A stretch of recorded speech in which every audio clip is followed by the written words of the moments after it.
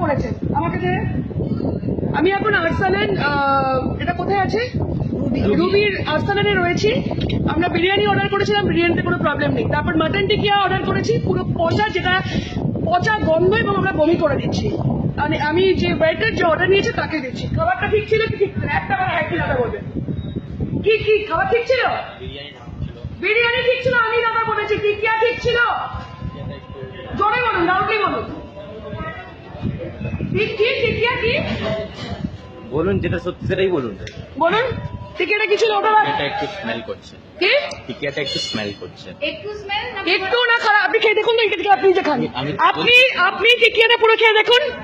টিকিয়াটা ওই গরমের জন্য একটু স্মেল করছে। আমি কি এখানে পচা খাবার খেতে এসেছি টাকা দিয়ে? আসেনি। খাবারটা ঠিক ছিল কি নষ্ট ছিল? কাবাব একটু গরমের জন্য। আপনি হ্যাঁ কি নাতে উত্তর দিন। ভালো ছিল কি খারাপ ছিল? খারাপ ছিল। খারাপ ছিল।